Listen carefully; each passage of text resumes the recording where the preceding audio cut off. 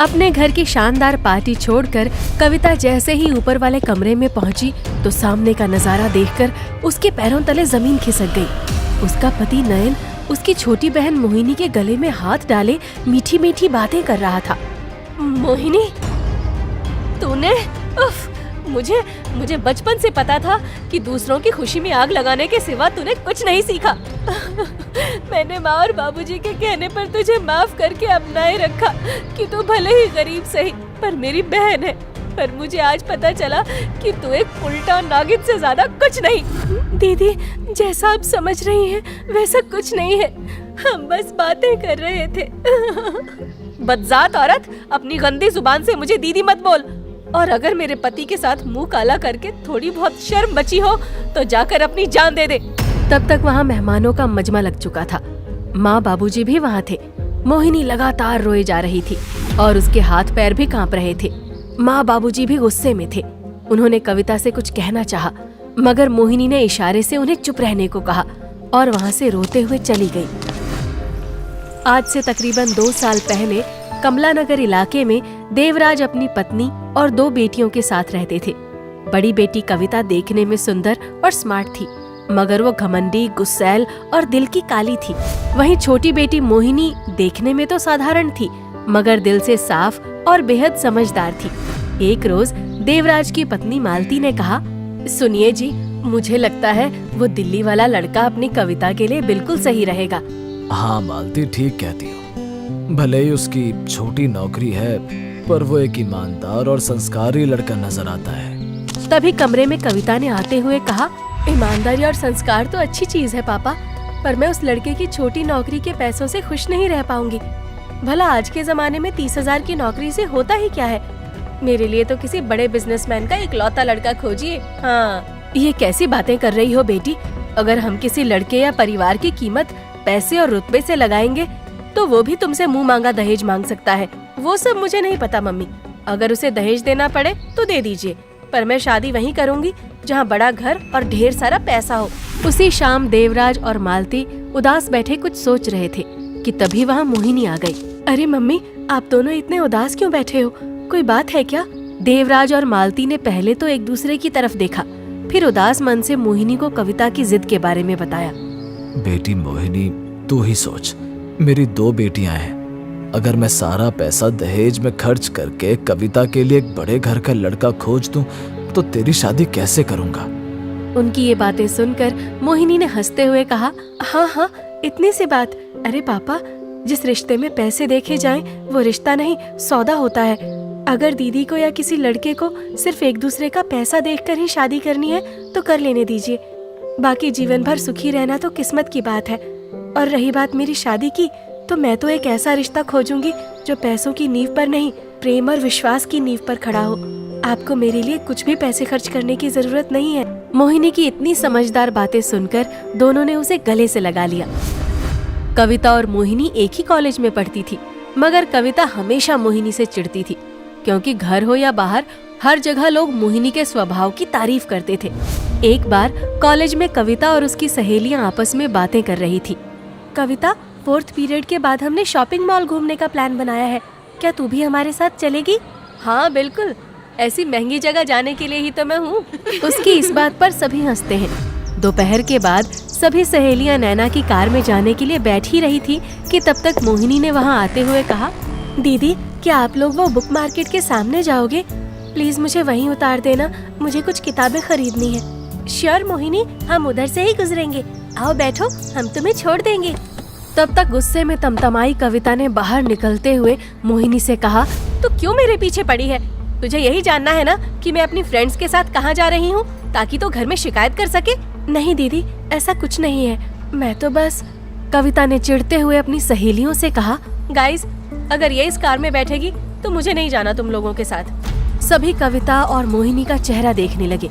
फिर माहौल को समझते हुए मोहिनी ने कहा, अरे कोई बात नहीं, मैं किसी और के साथ चली जाऊंगी, आप लोग प्लीज जाओ। कविता अपनी सहेलियों के साथ वहाँ से चली गई। इधर मोहिनी अपनी भावनाएं समेट न सकी और फूट फूट कर रोने लगी। ये पहली बार नहीं था, कविता अक्सर मोहिनी को जलील करती थी। भला उसकी अपनी बहन उससे इतनी नफरत कैसे कर सकती थी? मोहिनी मायूसी से वहाँ खड़ी थी। तभी वहाँ मयंक अपनी स्कूटी से आ गया, जो उसी कॉलेज में पढ़ता था। उसने मोहिनी को देखते हुए कहा, लगता है मोहिनी जी किसी बात को दिल पर लेकर बैठ गई हैं, वरना हमेशा हंसने खिलखिलाने वाली लड़की भला इतनी मासूम कैसे हो सकती है? तुम यहाँ क्या कर रहे हो मयंक? वैसे तो मैं बुक मार्केट जा रहा था, पर आपको देखा तो रुक गया। मोहिनी जानती थी कि मयंक एक संस्कारी और अच्छा लड़का था। वो गरीब था, इसलिए कॉलेज में उसके बहुत कम दोस्त थे। मोहिनी मयंक पर भरोसा करती थी, इसलिए उसने कहा, वैसे अगर तुम बुरा ना मानो तो क्या मैं भी तुम्हारे साथ बुक मार्केट तक चल सकती हूँ? मुझे कुछ किताबें लेनी है। मयंक ने सोचते हुए कहा, चल तो सकती हैं मोहिनी जी, पर आपको मुझे पानी पूरी खिलाना पड़ेगा। शर्त मंजूर हो तो बोलिए। मयंक की इस बात पर दोनों खिलखिलाकर हंस पड़े। फिर मोहिनी मयंक के साथ चली गई। वक्त गुजरा। इधर देवराज ने कविता के लिए एक पैसे वाला बिजनेसमैन लड़का खोज दिया। ये देख कविता, लड़का देखने में सुंदर और पैसे वाला है। इसका नाम नयन है, जिसकी कई सारी फैक्ट्रियाँ और बिजनेस है। क्या तुझे ये लड़का पसंद है? हाँ माँ, मुझे पसंद है। हाँ माँ, जीजा जी मुझे बहुत पसंद आए। बस इनका स्वभाव भी चेहरे की तरह साफ हो तो ये एक बेहतरीन रिश्ता साबित होगा। ये स्वभाव और सच्चाई सिर्फ अपनी बदसूरती और गरीबी को छुपाने का जरिया भर है मोहिनी। बाकी जिसके पास पैसा और सूरत है उसके पास सब है। मोहिनी ने आगे कुछ न कहा। कविता को वो लड़का बहुत पसंद था, इसलिए देवराज ने ढेर सारा दहेज देकर शादी कर दी। शादी होने के बाद पहली बार कविता अपने मायके आई हुई थी। देवराज, मालती और कविता बैठकर आपस में बातें कर रहे थे कि तभी मोहिनी गरीब से दिखने वाले मयंक को अपने साथ लेकर घर आई। मोहिनी बेटा, कौन है ये? क्या तुम्हारा कोई फ्रेंड है? हाँ पापा, ये मेरा फ्रेंड मयंक है। ये कॉलेज में पढ़ाई के साथ साथ कैंटीन में काम करता है और थिएटर कर रहा है। ये एक बहुत अच्छा एक्टर है। मैं इससे शादी करना चाहती हूँ। तुझे पता भी है मोहिनी की तू क्या बक रही है? देखा पापा, आप इस पर कितना नाज करते थे। मेरी समझदार बेटी, देखिए इसकी समझदारी। कैंटीन के एक फटीचर और आवारा एक्टर से शादी करना चाहती है। इसकी सोच इससे ज्यादा नहीं जा सकती। बस करो दीदी, आपने आज तक मेरी बेइज्जती की, मैं चुपचाप सहती रही, पर मैं मयंक के बारे में एक भी लफ्ज नहीं सुनूंगी। मैं बड़ी हो चुकी हूँ और अपने फैसले खुद ले सकती हूँ। मुझे जो पसंद था मैंने चुना।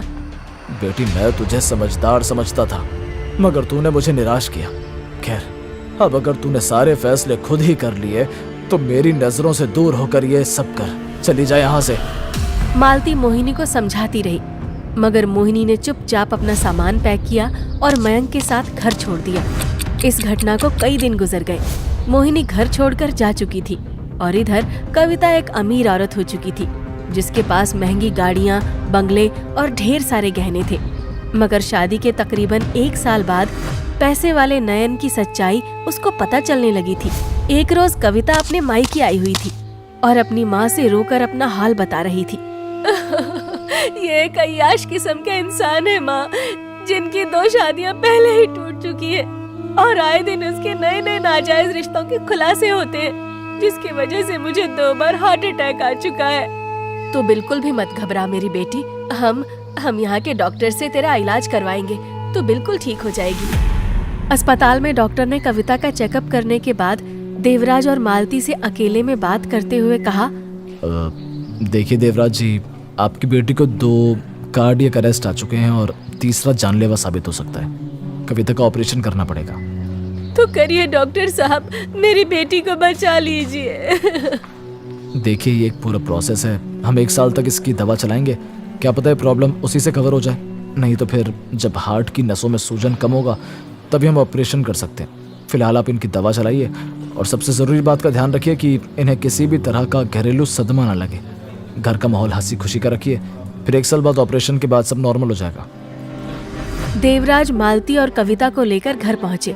कविता कमरे में आराम कर रही थी, मगर उसका फोन देवराज के पास था।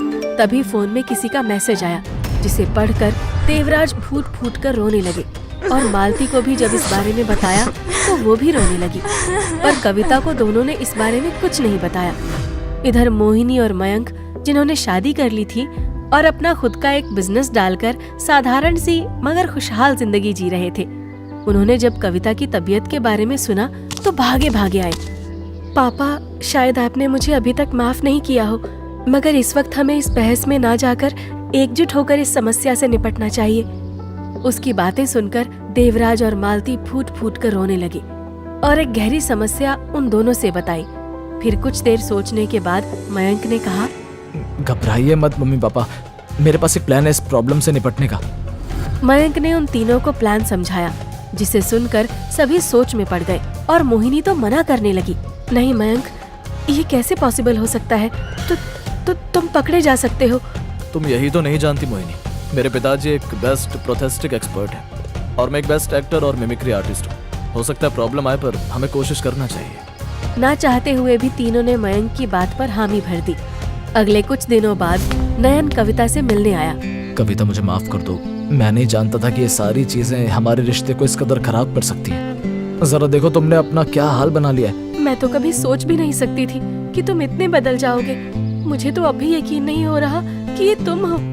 तभी वहाँ मालती ने आकर कहा, सब मंगल मंगल हो गया, इसीलिए मैंने कल एक पूजा रखी है और शाम को एक छोटी सी पार्टी भी। कई सारे मेहमान आएंगे, चलो हमें तैयारियां करनी है। कविता ने अपनी छोटी बहन को भी कुछ कुछ अपना लिया था। फिर दिन में पूजा के बाद रात की पार्टी में कविता जब नयन को ढूंढते हुए छत वाले कमरे में पहुंची तो उसे अपनी छोटी बहन के साथ देखकर भड़क गई और गिरकर बेहोश हो गई। अस्पताल में जब कविता को होश आया तो उसके सामने मम्मी, पापा, नयन और मोहिनी खड़े थे। फिर मोहिनी ने रोते हुए कहा, दीदी मुझे माफ कर दो। नहीं मोहिनी, अब गिड़गिड़ाने की जरूरत नहीं है, बहुत हुआ। अब कविता को भी सच पता लगना चाहिए। कैसा सच पापा? यही कि जिस दिन हम तुम्हें अस्पताल से घर लाए उसी दिन नयन तुम्हें छोड़कर किसी दूसरी औरत के साथ दुबई भाग गया था, जो उसने खुद तुम्हारे फोन पर मैसेज करके बताया था। हमें कुछ समझ नहीं आ रहा था कि तुम्हें शॉकिंग खबर कैसे दे, तुम्हारी जान का सवाल था।